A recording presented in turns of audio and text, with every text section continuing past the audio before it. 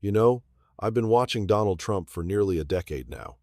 I've seen him attack Gold Star families, mock disabled reporters, defend white supremacists, and survive scandal after scandal that would have ended any other political career. I've watched him weaponize Twitter, then Truth Social, turning social media into a digital weapon of mass distraction. I've seen him bully opponents, intimidate allies, and bend an entire political party to his will through sheer force of spite and spectacle. But on February 8th, 2026, something different happened. Something that, in its own way, might be more revealing than any of those previous moments. Because on that night, a 31-year-old Puerto Rican singer named Benito Antonio Martinez Ocasio, known to the world as Bad Bunny, managed to do what Robert Mueller couldn't, what two impeachments couldn't, what Jack Smith and Fani Willis couldn't. He got completely, utterly, undeniably under Donald Trump's skin. And Trump's response? It wasn't strategic. It wasn't calculated.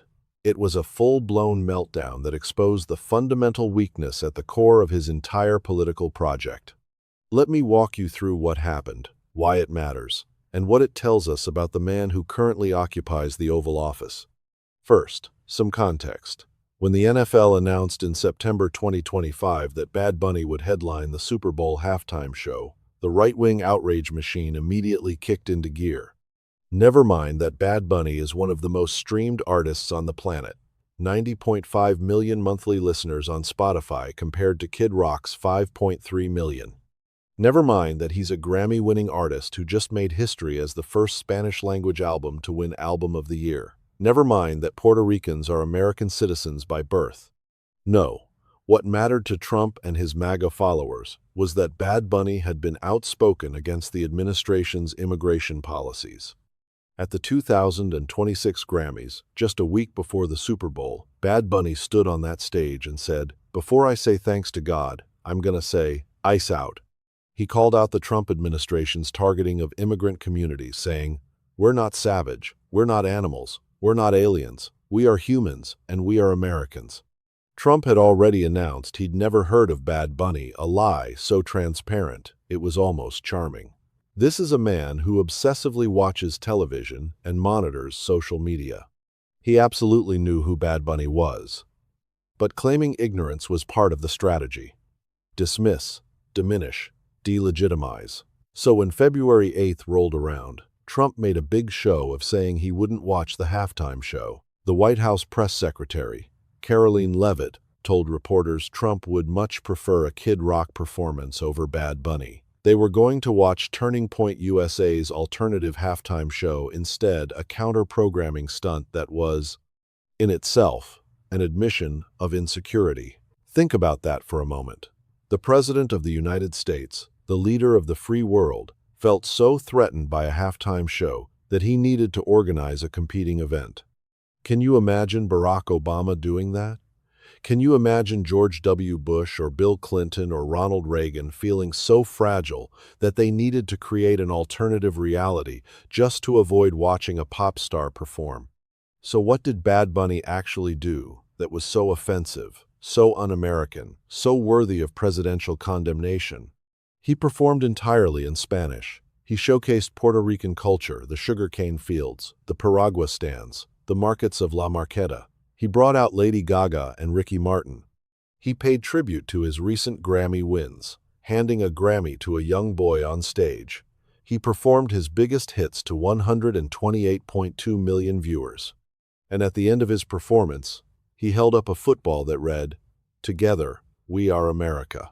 Behind him, a screen displayed the words, "The only thing more powerful than hate is love." He shouted, "God bless America," and then proceeded to name countries throughout the Americas, Chile, Argentina, and more than 20 others displaying their flags alongside the American and Puerto Rican flags. It was a message of unity, of pride in Latino heritage, of belonging. It wasn't overtly political in the sense of attacking Trump directly. It was simply joyful, celebratory, unapologetically Latino, and apparently that was enough to constitute a threat to the greatness of America. Here's what's crucial to understand. Bad Bunny didn't need to mention Trump. He didn't need to make it about Trump. The performance was about love, culture, community, and celebration. But Trump, in his infinite narcissism, couldn't help but make it about himself. Now, here's where it gets delicious. Remember, Trump said he wasn't going to watch. He was going to watch Kid Rock instead, at his little MAGA halftime show. But here's what happened.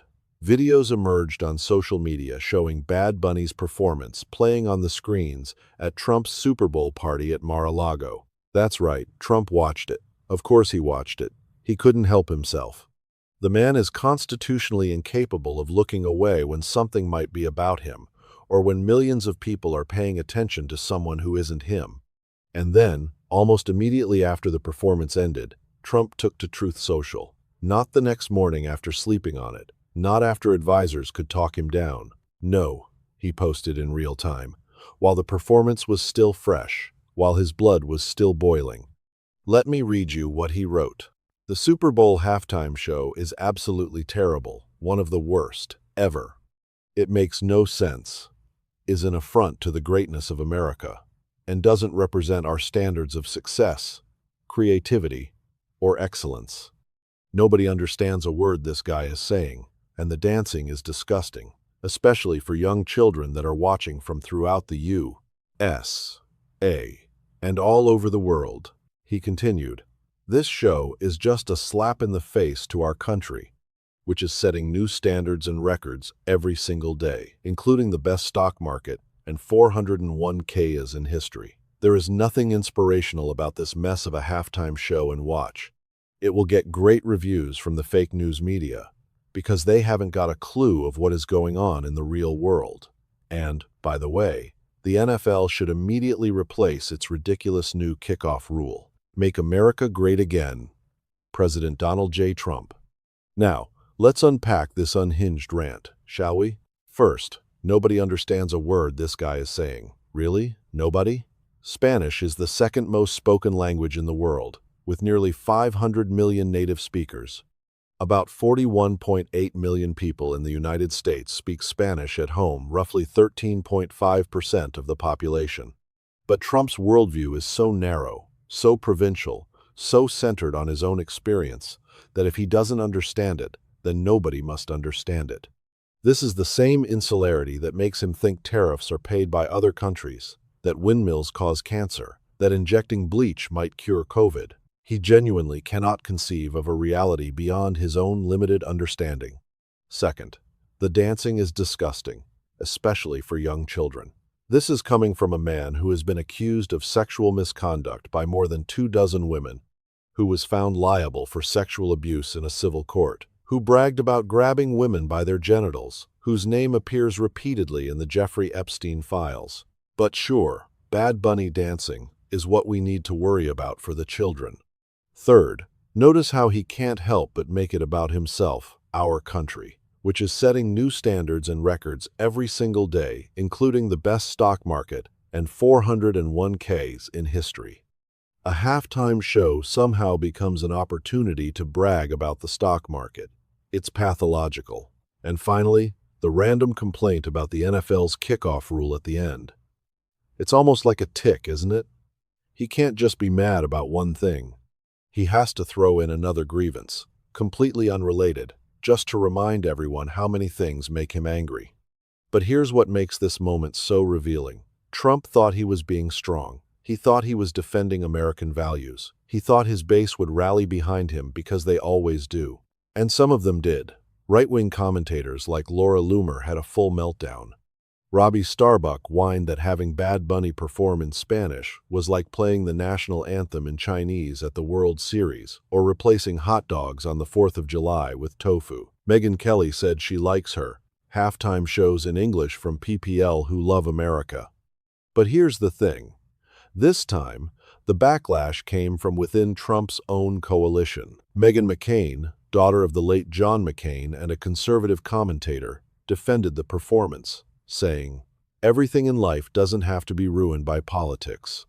I'm sorry, but I just genuinely question your taste level if you didn't enjoy the Bad Bunny halftime show." Logan Paul, the influencer whose brother Jake Paul attacked Bad Bunny, publicly disagreed with his own sibling. "I love my brother, but I don't agree with this. Puerto Ricans are Americans, and I'm happy they were given the opportunity to showcase the talent that comes from the island." Even former Trump staffers started distancing themselves. Caroline Sunshine, who worked in Trump's first administration, praised Bad Bunny's performance for featuring a real wedding ceremony on stage, noting it was the only Super Bowl halftime show to highlight the institution of marriage. And Republican strategists started sounding the alarm.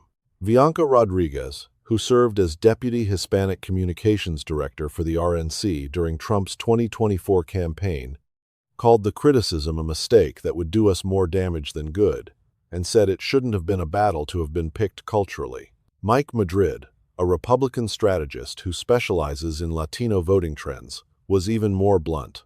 To see them doubling down on alienating the single most critical constituency they need for survival is beyond belief. And that brings us to the politics of this disaster. Because make no mistake, this is a political disaster for Trump and the Republican Party. Let's look at the numbers. In 2024, Trump won 48% of the Hispanic vote, the highest percentage for any Republican presidential candidate in history. That was up from 36% in 2020. It was a major success story for the Trump campaign, and it was crucial to his victory. But by November 2025, according to Pew Research Center, Trump's approval rating among Latino voters had dropped by 12 percentage points. Among Latinos who voted for Trump, approval fell from 93% at the start of his second term to just 81%. As of January 2026, Trump's disapproval rating among Latinos stood at 70%. 70%. And this was before the Bad Bunny incident.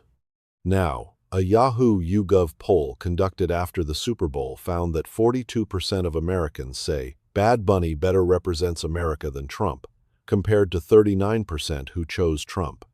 Among independents, Bad Bunny led 46% to 27%. When asked about Bad Bunny's message of unity at the end of his performance, 60% of Americans approved. Only 16% disapproved. These aren't just numbers. These represent real people, real voters, in real districts that will determine control of Congress in November 2026. Republicans currently hold a razor-thin majority in the House, and several of the most competitive races are in districts with large Latino populations: California, Arizona, Colorado. Javier Palomares, President of the U.S. Hispanic Business Council, pointed out that just before the 2024 election, 70% of his members believed Trump was the best candidate to fix the economy. Now that number has dropped to 40%. Latino-owned businesses in Minneapolis are reporting a 70% drop in sales since Trump's immigration crackdown began there. So, when Trump attacks the most popular Latino artist on the planet, when he dismisses Spanish as a language that nobody understands, when he calls Latino culture disgusting, he's not just being offensive, he's committing political malpractice. Now, I have to talk about the alternative halftime show, because it perfectly encapsulates the MAGA movement's fundamental inability to create anything of value. Turning Point USA, the conservative organization founded by the late Charlie Kirk, organized what they called the All-American Halftime Show, featuring Kid Rock as the headliner. They promoted it as an alternative for all Americans to enjoy a halftime show with no agenda other than to celebrate faith, family, and freedom. The show was a disaster. First, they couldn't even stream it where they planned. They'd announced it would be on Elon Musk's X platform, but at the last minute, they had to switch to YouTube because of licensing issues. So much for preparation and competence. Second, the show was pre-taped, not live. They filmed it ahead of time and played it during the game. This undercuts the entire premise of a live alternative. Third, Kid Rock performed exactly 2 songs at the very end of a 30-minute show. 2 songs, for the supposed headliner. And one of them wasn't even his own. It was a cover of Cody Johnson's Till You Can't. Fourth, and this is the best part, Kid Rock was clearly lip-syncing. You could see his mouth not moving while the vocals played. You could hear the track continue when he held the microphone at his side. Later, when called out on Fox News, he denied lip-syncing but admitted the show was pre-taped and there were syncing issues. So he wasn't lip-syncing, he was just poorly syncing his actual vocals to the video. The distinction without a difference. The show drew about 5 to 6 million viewers on YouTube. Bad Bunny's performance had 128.2 million viewers. That's not even close. That's not even competitive. That's embarrassing. And the artists who performed? Brantley Gilbert, Lee Brice, Gabby Barrett. I'm sure they're talented in their own right, but they're not exactly household names. The show was heavy on guitars, Americana, and Christian praise music. It was bracketed by tributes to Charlie Kirk. It was, in the words of one reviewer, an overwrought, pyrotechnic-heavy interpretation of what right-wingers believe a real American event should look like. Even conservative country stars mocked it. Casey Musgraves said Bad Bunny's performance made me feel more proudly American than anything Kid Rock has ever done. Zach Bryan trashed it as embarrassing. Jimmy Kimmel panned it as not a good program that went off with a lot of hitches. Jon Stewart sarcastically thanked Turning Point for their all-American halftime show that celebrates this beautiful country in the King's English we all share, before playing a clip of Kid Rock's incomprehensible Bawit Daba lyrics. The whole thing was a perfect metaphor for the MAGA movement.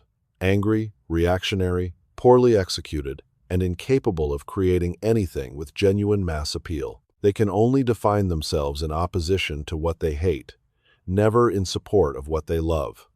So how did Bad Bunny manage to break Trump when so many others have failed? The Hollywood Reporter published a fascinating analysis arguing that Bad Bunny succeeded where Stephen Colbert, Jimmy Kimmel, and even Robert De Niro failed because he deployed a completely different strategy. He didn't try to outbully the bully. He didn't engage in cutting comedy or tit-for-tat insults. Instead, he was unflappable. He was joyful. He radiated confidence and love and pride in his culture. Even when offering subtle digs, he appeared to be above the fray, vibing indifferent and cool. Trump's entire brand is about dominance, about making others look weak, about getting the last word. But you can't dominate someone who refuses to engage on your terms. You can't make someone look weak when they're radiating strength and joy. You can't get the last word when your opponent isn't listening to you in the first place. Bad Bunny's performance wasn't about Trump. It was about love, love for his culture, love for his people, love for the Americas. The message at the end, the only thing more powerful than hate is love, wasn't even directed at Trump specifically. It was a universal statement. But Trump, in his narcissism, made it about himself. And in doing so, he revealed his fundamental weakness. He needs to be the center of attention. He needs to be the biggest thing in the room. He needs everyone to be reacting to him, thinking about him, talking about him. When someone achieves massive success and cultural impact without caring what Trump thinks, it drives him absolutely insane. That's why he couldn't help but watch the performance. That's why he couldn't help but post about it immediately. That's why he couldn't help but make it about himself. Because the idea that 128 million people were watching something that wasn't about him, celebrating someone who didn't acknowledge him, finding joy in something he didn't control, that was intolerable. Now, let's zoom out and think about what this means for the country and for the resistance to Trump's agenda. First, it demonstrates the limits of Trump's cultural power. He can control his party. He can dominate news cycles. He can command the attention of his base. But he cannot dictate American culture. He cannot force people to hate what they love. He cannot make people ashamed of their heritage. Bad Bunny's performance was the most watched halftime show of the year, pulling in higher ratings than most previous shows. It's now the fourth most watched halftime show in Super Bowl history. In the days after the performance, Bad Bunny's music streams increased dramatically. People loved it. People celebrated it. People shared it with pride. Trump's tantrum didn't diminish that. If anything, it amplified it. It turned the performance into a cultural flashpoint, yes, but one where the majority of Americans sided with Bad Bunny, not with Trump. Second, It shows that Trump's political coalition is more fragile than it appears. When even Meghan McCain and former Trump staffers are pushing back, when Republican strategists are publicly warning about the political damage, when conservative business leaders are expressing concern, that's a sign that the MAGA movement is not as monolithic as it pretends to be. There are cracks. There are limits. There are moments when even people who generally support Trump will say, "No, this is too far. This is too stupid. This is going to hurt us." And the Bad Bunny incident was one of those moments. Third, it reveals the importance of Latino voters and Latino culture in American politics. Latinos are the largest ethnic minority in the United States, accounting for about a fifth of the population. They were crucial to Trump's 2024 victory, and they're now abandoning him in droves. This isn't just about one halftime show. It's about a pattern of disrespect, of dismissal, of demonization. It's about ICE raids that have terrorized communities. It's about calling their language something nobody understands. It's about treating their culture as disgusting and un-American. Latinos are watching, and they're voting. We're now in February 2026, with congressional midterm elections coming in November. Republicans hold a narrow majority in the House, and several competitive seats are in districts with large Latino populations. If Trump continues to alienate Latino voters at this rate, Democrats could retake the House. And if Democrats retake the House, they can provide a genuine check on Trump's power. They can investigate his administration. They can block his legislation. They can protect vulnerable communities from his worst impulses. That's why the Bad Bunny incident matters. Not because a halftime show in itself will change the course of history, but because it's a symptom of a larger political reality. Trump is overplaying his hand. He's mistaking his electoral victory for a cultural mandate. He's assuming that because he won in 2024, he can do and say whatever he wants without consequence. But American politics is cyclical. Power shifts. Coalitions fracture. And when you spend your political capital attacking one of the most beloved entertainers in the world for the crime of speaking Spanish and celebrating Latino culture, you're not being strong. You're being weak. You're revealing your insecurity, your pettiness, your inability to see beyond your own narrow worldview. Bad Bunny broke Trump because he exposed him, not through investigative journalism or legal proceedings or political maneuvering, but through joy, through confidence, through unapologetic pride in who he is and where he comes from. And Trump, faced with that kind of unshakable self-assurance, did what he always does when confronted with something he can't control. He lashed out, he attacked, he diminished, he raged, and in doing so, he made himself look small.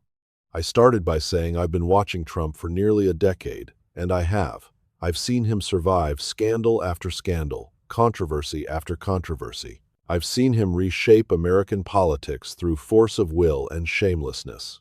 But I've also seen the moments when the mask slips, when the strongman reveals himself to be weak, when the master negotiator reveals himself to be a thin-skinned bully, when the political genius reveals himself to be a petty, insecure man who cannot tolerate the idea that someone, somewhere, might be succeeding without his approval. The Bad Bunny incident was one of those moments.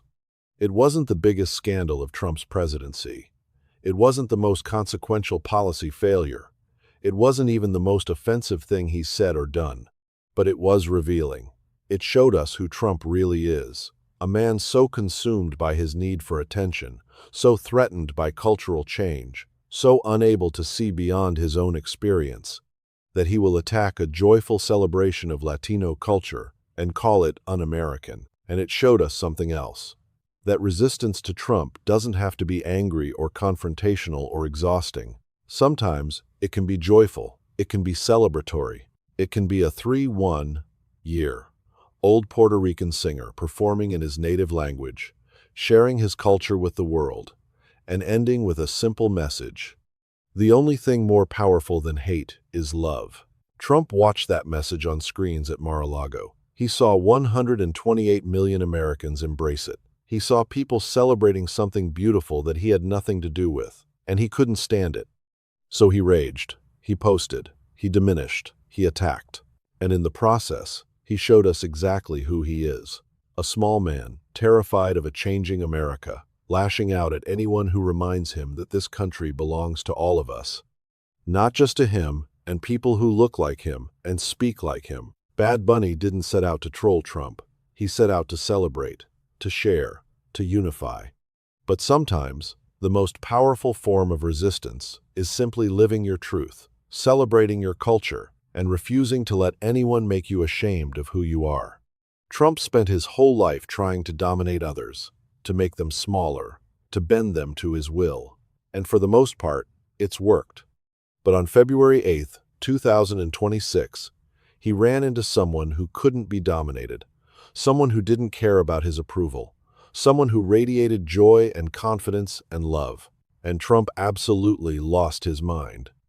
That's the lesson here. That's what we should take from this moment. Trump is powerful, yes, but he's not invincible. He can be beaten. He can be broken. Not necessarily through the conventional tools of politics, but through something simpler and more profound. By refusing to play his game. By choosing love over hate. By celebrating who we are instead of letting him define us by what he fears. Bad Bunny showed us how it's done. Now the question is, will the rest of us have the courage to follow his lead? Will we let Trump's fear and anger dictate our politics? Or will we insist on something better, something joyful, something inclusive, something that celebrates the beautiful diversity of this country rather than demonizing it? The choice is ours. And if the last week has shown us anything, it's that choosing joy, choosing pride, choosing love that's not weakness, that's strength. And it's the one thing Donald Trump absolutely cannot stand. Thank you.